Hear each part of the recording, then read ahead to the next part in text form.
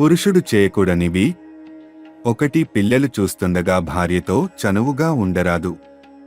2. ఏక గదిలో కాపురం ఉంటున్నవారు పిల్లలని గమనించి కలవాలి. 3. భార్యను హక్కుగా భావించి తిట్టరాదు.